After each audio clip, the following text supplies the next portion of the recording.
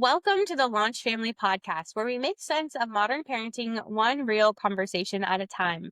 I'm your host, Jessica Shelley, mom of six and former teacher, navigating the joyful chaos of raising kids and building a platform that helps parents cut through the noise. If you've ever wondered how to support your child through anxiety, regulate your own stress, or make sure you're not passing your own overwhelm onto your kids, this conversation is for you.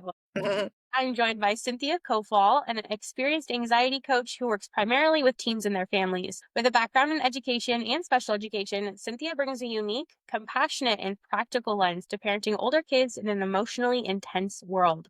Cynthia, welcome to the show.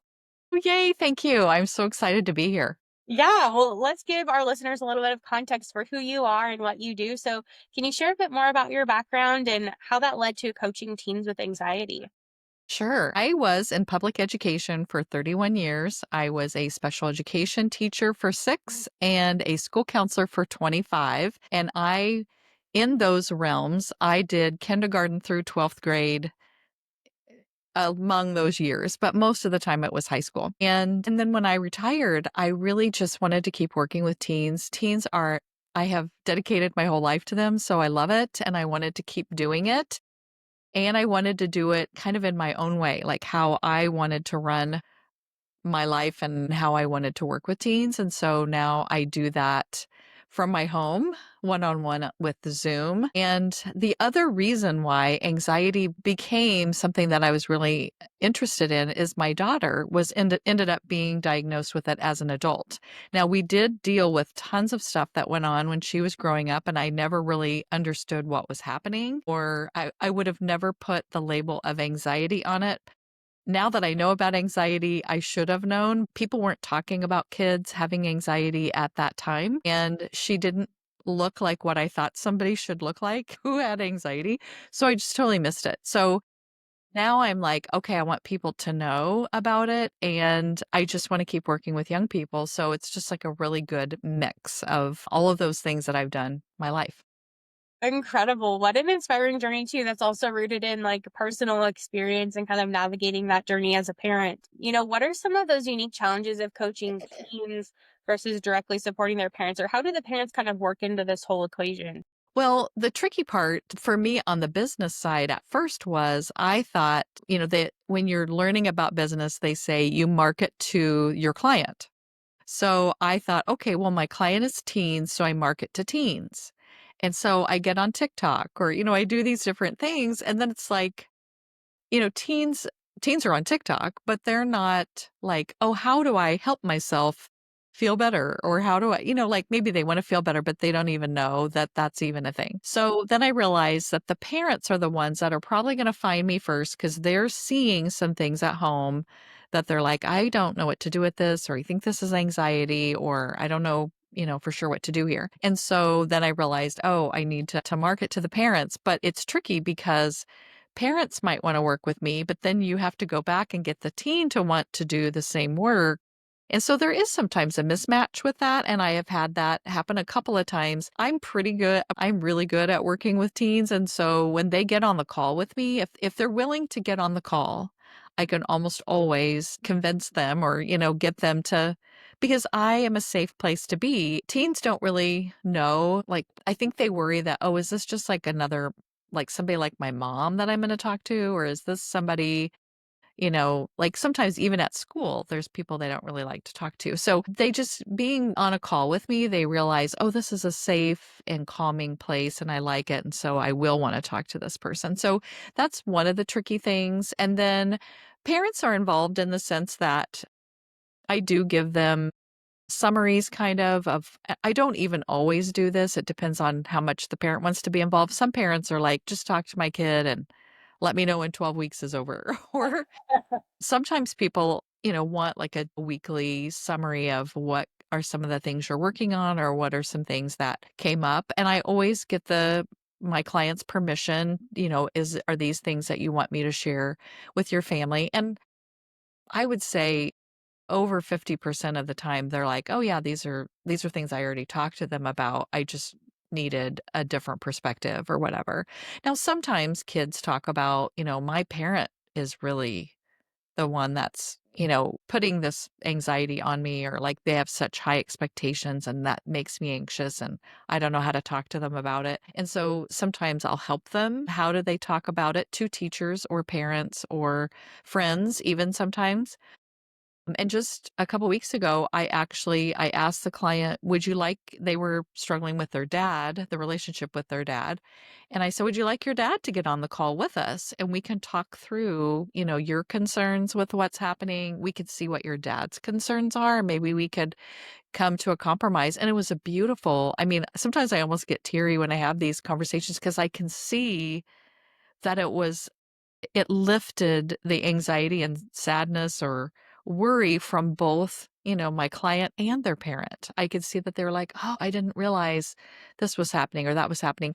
And so, and then they were fine with their parent after that. Like they were getting along and they could like see where the other person was coming from. So it's challenging because I'm not really coaching both parts, and you really need both parts to be working together to make this the best transition. But the parents that need help ask for help and I help them. And the teens, you know, they're making the changes in their life, sometimes regardless of whether their parents are involved or not.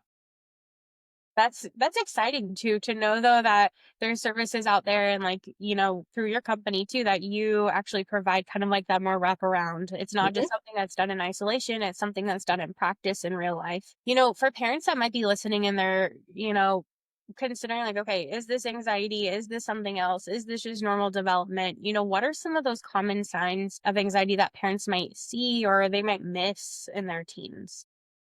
Well, know that some of these things, you know, that are anxiety are also normal teen stuff, because teens are a different animal, and there are some like really quirky, weird things that seem concerning, but really are just part of the natural progression of things. Like, especially some of the things I think parents get worried about at first are things like their child is like trying to be totally opposite than them, or like trying to break the rules or rebelling or things like that. And because teenagers are becoming adults that have to be separate from you, that teenage time is a lot of them pulling away. And a lot of times, I just even thinking about my own experience as a teenager, I purposely told my parents the opposite of what I really thought because I knew that they would be upset about it. I think sometimes our teens are trying to be different from us and they're stating, I believe this or I think this, when really they don't. They're just trying to be different than you. So some of that is, you know, so the things that I find to be when you should be concerned and you're like, okay, we need to get some extra support or help for this, are kids that are stopping, you know, like they're either refusing to go to school or are spending a lot of time like trying to get out of school all the time. Like they don't every day they're not wanting to go, or if they're not going away to school, because I'm finding there's more and more people who are homeschooling, that they're not wanting to do the regular activities that they used to want to do.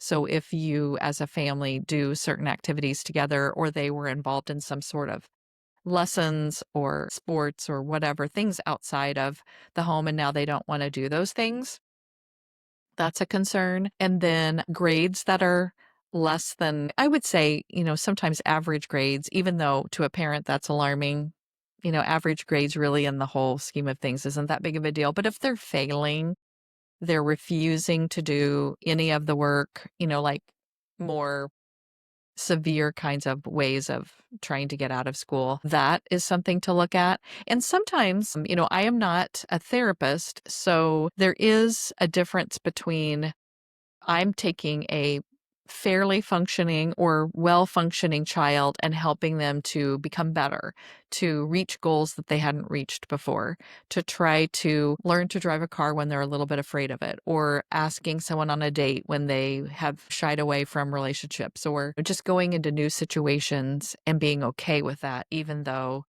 it's scary. So that's the kind of kid that I'm working with. And sometimes when kids are failing, refusing to go to school, there's a deeper mental health issue that's going on. And you kind of have to pick these things apart. And sometimes, like reaching out to someone like me, who I've seen all of the parts of that, you know, maybe I'm not the first stop that's the best stop for your child, but you can at least, reach out to somebody and find out, okay, well, what is happening here and what is the next step? So sometimes I meet with families and I say, yeah, here's some things we could work on, but I think your child needs this kind of help first.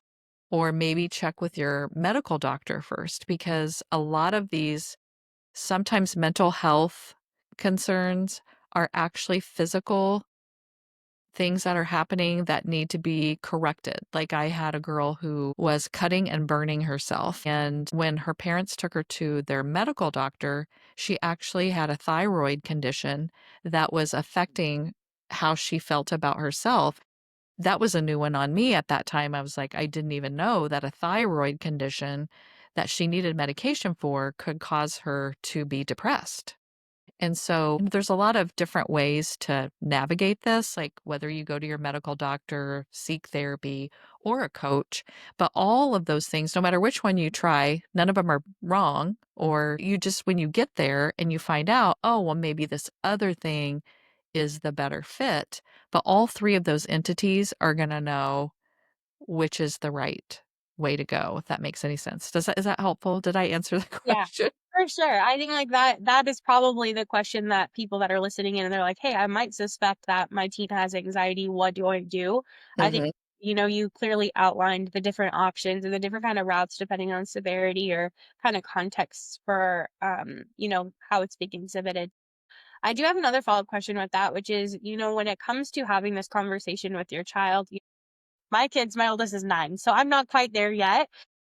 But I think I'm just, soaking it all in for what's to come. When it comes to approaching your child and being like, "Hey, I have this concern," like, how do I actually, start that conversation to help kind of get the buy-in for what's to come from that? Well, I think really finding out from the child exactly how they're feeling, and all of this starts so early, like when you're talking about 9, the way that we talk with our kids from the minute they're born is really what sets the stage for all these conversations. And I'm not saying that if you haven't been doing this correctly, you can't create this later on. I want people to have hope that even if things have gone off the rails, you can bring it back into this kind of conversation. But I think a child feeling safe to say whatever they think about anything without like us coming down on them and judging them or saying that something's wrong or why are you thinking this or stop doing this, or if they can just say how they feel, even if it's scary to us, even if it's something that we maybe don't necessarily believe or think, if they feel safe to at least say it, then they're going to feel safe to say, I think something's wrong, or I feel like, I don't feel myself and I need some help or I need some support. Now, I find that a lot of kids don't even realize that that's even an option. And Mm, so I think parents being open about, I'm noticing these things, whatever they are. Like, I'm noticing you're not wanting to go to school. I'm noticing that you don't want to attend family activities and you used to enjoy it. Or I'm noticing, and just like, I'm curious as to why that might be. Like, what are you thinking or feeling when these situations come up that are creating you feeling like you don't want to do it. Now, sometimes kids just lose interest in something, and that's not a bad thing. I have seen parents like they want their child to stay and dance, but the child is like, I don't want to do that anymore. And so, you have to that's not meaning that they have a problem. That just might be they just don't have interest in that anymore. But just being really open with them about like what I'm noticing this, and then what do you see, or what are you thinking, or how is this affecting? Or if your child looks like they really want to go to the dance, but that that they're not going for some reason, like talk to them about what is happening, what is stopping you from wanting to go to this dance? Why are you not wanting to spend time with your friends or whatever? And hopefully they'll open up and talk about that. And then you can say, I think it's really important to normalize anxiety, because we we see it in the media like, oh, this is a bad thing. Take a medication. You shouldn't be anxious or whatever. Or really in life, we just say everyone should be happy all the time. Nobody should have any problems. And everybody has problems. Everybody has anxiety, not diagnosable anxiety, obviously, but everyone has anxious thoughts about things. And so normalizing feeling uncomfortable about things is really important too. I tell all of my parents that we all have things that make us anxious in the world. And so talking about that out loud in family conversation, like, oh, my boss asked me to go to this meeting and I'm really nervous about what he's going to say to me. And I'm a little bit worried about how this is going to go. So here's what I've been doing. Like, don't just say, oh, I'm nervous and I don't know what to do and my life is ruined. Like talk about what are you doing to help yourself? I'm going to take some deep breaths before I go into the conversation. I've really thought about all the different angles this could go, and I have an option for everything that I can say in all of these scenarios. Or, I had to do this presentation and I get so nervous when I have to talk in front of people, but I just took some deep breaths and I just reminded myself that I really know this material and I practiced it a lot. So, I'm going to feel uncomfortable and I'm going to go on stage and give the presentation. I mean, anything where they can see that adults also have the same thing and they have ways of dealing with it. They have ways of regulating themselves. They have ways of doing the uncomfortable thing. And we shouldn't take uncomfortable things away from our kids. If they say, oh, I don't want to go to school because I'm so nervous, I don't know anyone there, that totally makes sense that you would be nervous about that. And we're going to go anyway, because we have to, yeah, everyone's going to feel uncomfortable on the first day of school. Everyone's going to feel uncomfortable when they don't know the teacher or they don't know when you go into that activity, you don't know what the coach is going to be like or whatever. And that's okay. And we're just going to go in and you're going to feel uncomfortable and you're going to handle it. I love that you bring that back to like the modeling of the behavior and like, giving words to what is happening in our brains as parents, because I think back to my educator days, and this is probably where like modeling is so helpful too in the context that I'm thinking about it. Um, you know, from a young age, they're copying, they're watching, they're observing, right? And so even in those moments of what we would feel as like weakness, like this isn't a concern of them, like that I'm worried about my upcoming work project or work meeting. At the same time, it's not that that's not the important part for them to hear. It's important to hear like how you're navigating the feelings that are going along with that. I know that we've talked a lot about like the role of parents and grandparents and like the way that we were raised and whether like that's kind of our default way. And I'm like, I don't ever remember my parents talking about any of that with me. And so it makes it feel a little isolating too, of like, oh, I'm the only one who's ever kind of gone through these feelings, or like I need to go through this alone because my parents didn't like talk about this with me. When it comes to those like family dynamics of parents and grandparents and maybe even like extended family, like aunts and uncles and things that have an influence on the child, what do you recommend for how to navigate those conversations?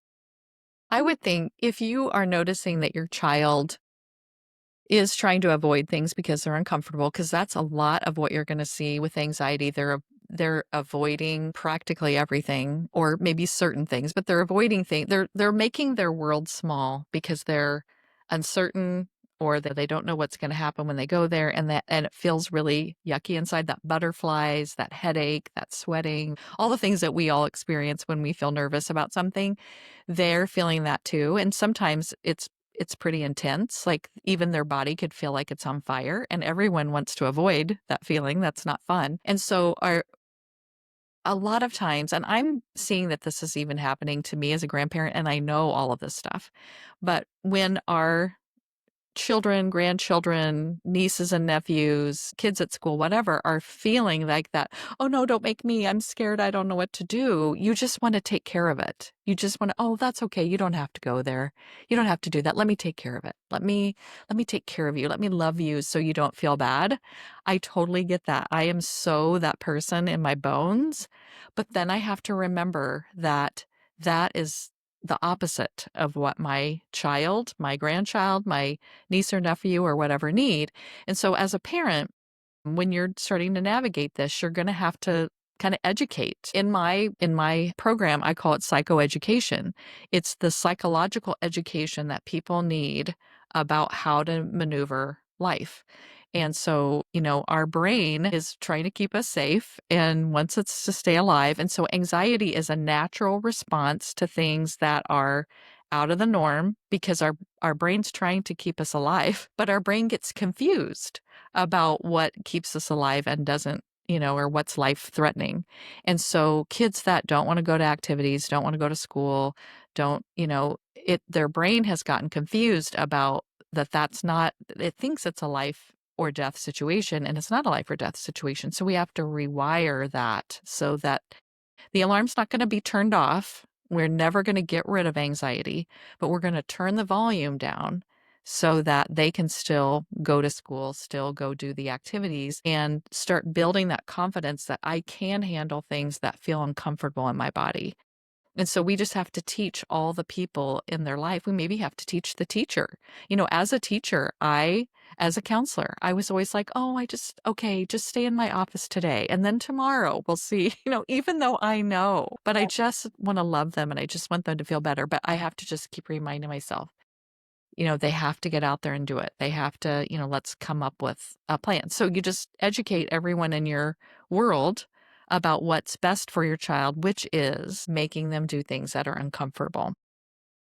Yeah. And I think too, like one of the podcast episodes that we've chatted about before was like this idea of the possibility of something happening and the probability of something Mhm. happening.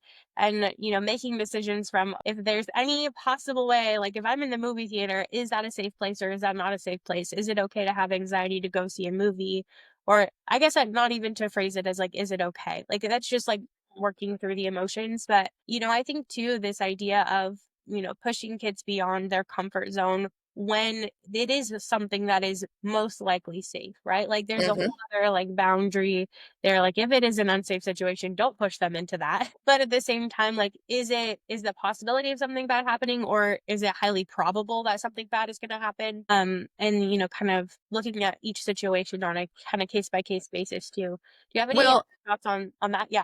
Well, Sorry. I Go. was going to say, like, when something, like, obviously, we're not going to psychologically traumatize somebody by pushing them into something they're completely terrified of. Like, for an example, like if someone was afraid of snakes or spiders, or because I hate spiders. If somebody forced me, I don't even know what I would do. It would be terrible. I'm not snakes don't bother me, but I have friends that would, totally, I don't know what they would do if somebody made them get by a snake. So we have to think about, well, sometimes this is how I look at, like with spiders and snakes and stuff, like how often am I actually going to be around them? Do I need to change my fear of snakes with the maybe five? I mean, and again, I'm not afraid of them, but like I think I've seen five snakes in the real world. Like I see them at a zoo or whatever, but like in my life, I maybe have seen five. And so do I need to change that or do I just need to know how would I handle it if I saw that? But like for things like going to school and things that kids have to do that they've somehow maybe become terrified of, we're not going to say, we'll just go to school and don't worry about it. We're going to have like a graduated, here's the steps towards making that a full-time go to school all day or go to the activity or whatever. So what are the steps? And you come up with the steps with your child. Like what's something that would make you uncomfortable, but you could probably do it? Like, is it go for 1 hour? Is it I will go in with you? Now to school and especially teenagers, that's probably not, I mean, the school probably wouldn't even allow that. But like I was thinking about an activity, like I had a boy who was really, he loved karate, but he got scared about going because he thought, what if I get hurt when I'm at karate? Which of course, there's always the chance that you could get hurt. Karate, you're hitting people and kicking and things like that. So in a situation like that, you could say, could the parent go in with you and sit there? And then if you got hurt, your parent's right there and they could do something, like they could call the doctor or they could, take you to the doctor, whatever. And so you would think about what are the steps, maybe you'll go into the practice, but you'll just watch other kids do the karate and you'll just stay and watch. And then next time you'll do one of the drills or, exercise beside the kids or, like just what are the steps to that? And you can actually do quite a bit of exposure. You could get a lot of it out of the way, even in one time as you sort of graduate in the exposure, like in that 1 hour time that they go and set.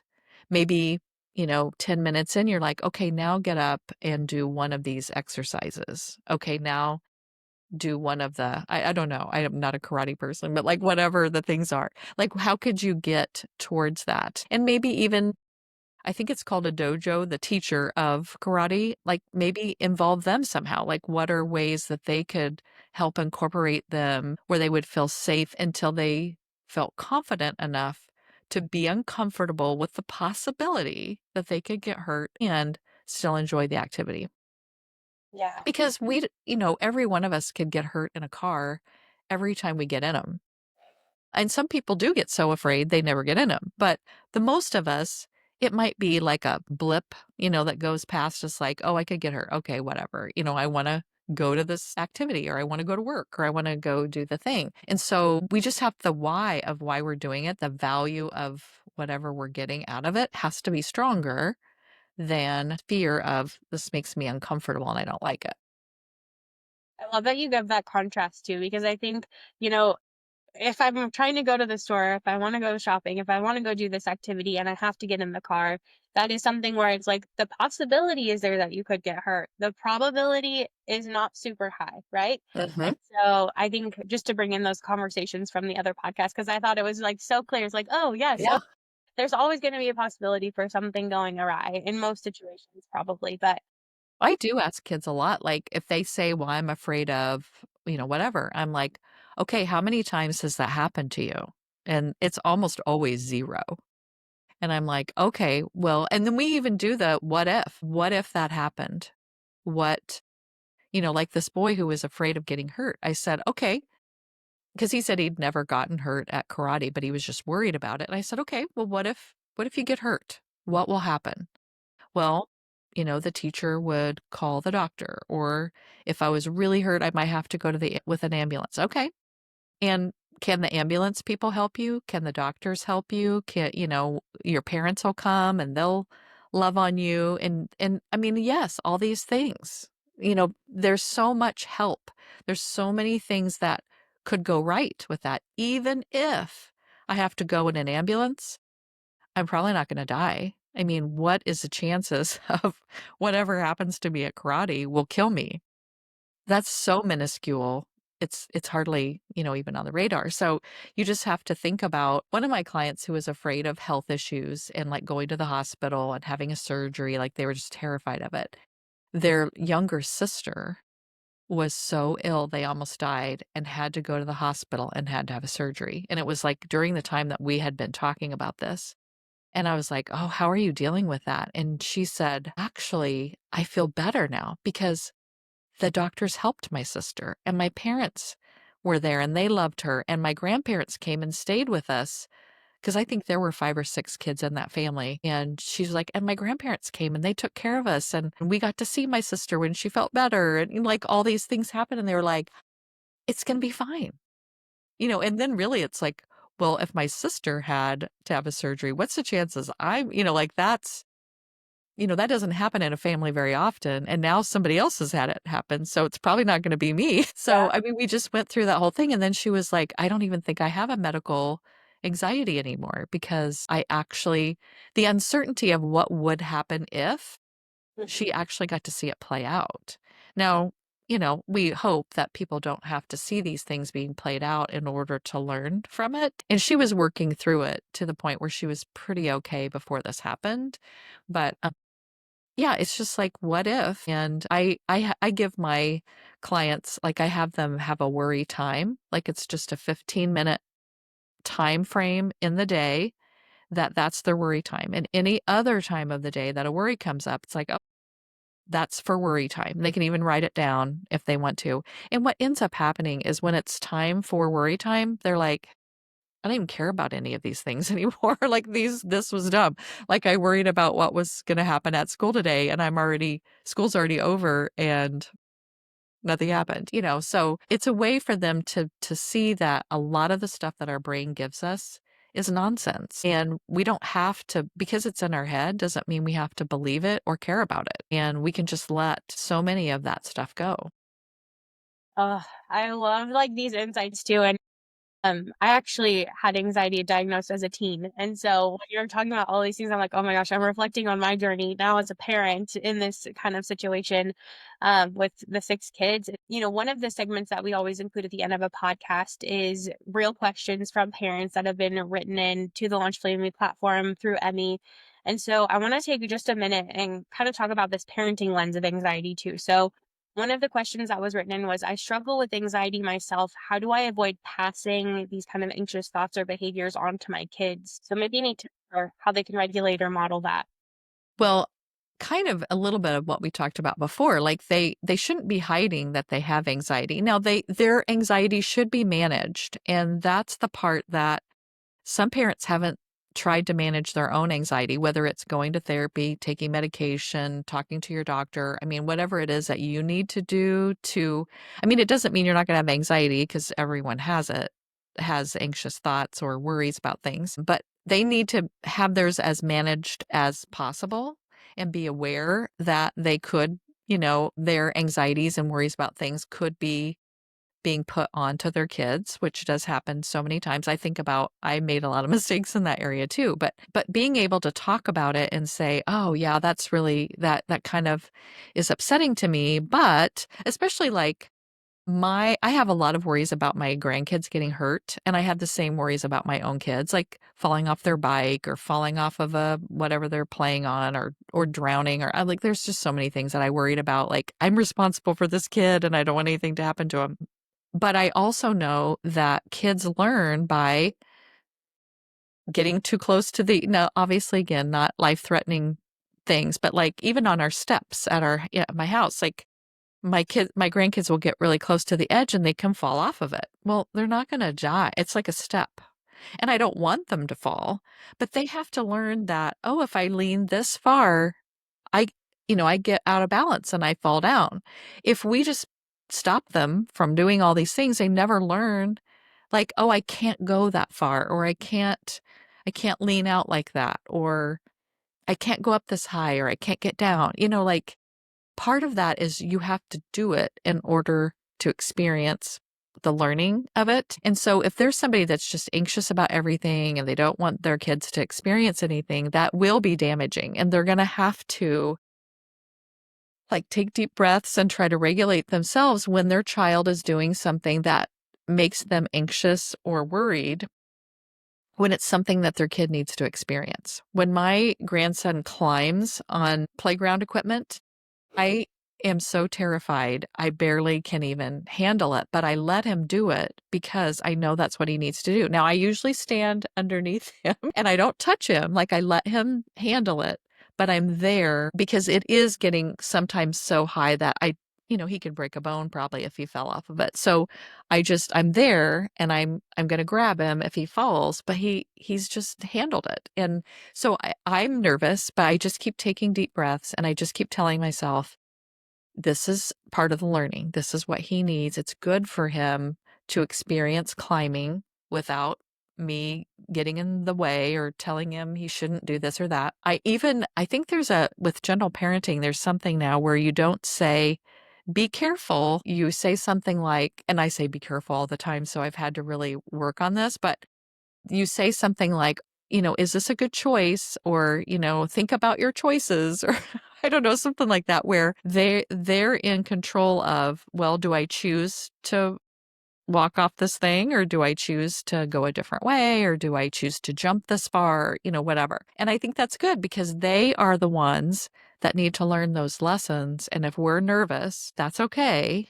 but we can't let our nervousness stop them from doing things. And I think as our kids get older, because I think about, when my daughter was more towards the teenage, I could say to her, this totally freaks me out that you want to do this. And I feel very out of sorts, but I know you're going to handle it. So I'm going to close my eyes, or I'm not going to. And so being honest that this is something that triggers my anxiety, but I also know it's something that you need to do or experience or do. And I'm just letting you know that this bothers me, but don't pay attention to this bothering me. You still need to do the thing. So I think that's how you could differentiate that. But I think the main thing is make sure you are managed as best you can be. Don't let unmanaged anxiety, because it'll mess up your whole family, not just, not just like even as a spouse dealing with someone's unmanaged anxiety or other people. It would probably affect your work if you have unmanaged anxiety. So really, it's important to just have it managed, and then you're going to be in a better place to help your child, whether they have diagnosable anxiety or just the regular, fears of raising kids. I think that's a great perspective too, of like, maybe we should start with reflection, right? First, and see like, oh, well, maybe some of my behaviors or habits might have influenced the anxiety that I'm seeing. Like sometimes it's like a mirror, right? Like you can see a little bit clearer when it's not yourself. And so I love that kind of perspective too, of taking a look at, your own kind of journey and what needs to happen if it's something that the parents are struggling with. Mm-hmm. Well, Cynthia, I just want to say thank you so much for sharing your wisdom and heart with us today. The deep understanding of teen anxiety to the passion for empowering families to kind of take this on head on. Your work is really helping bridge that gap between parents and children in really meaningful ways. For our listeners, if today's episode resonated with you, make sure to check the show notes for links to Cynthia's programs, podcasts, and resources, including updates on her new membership community for anxiety coaching. And don't forget to subscribe to LaunchFamily for more expert-backed guidance and real conversations like this one. Until next time, remember that parenting isn't about being perfect. It's about showing up, staying curious, and doing the next right thing together.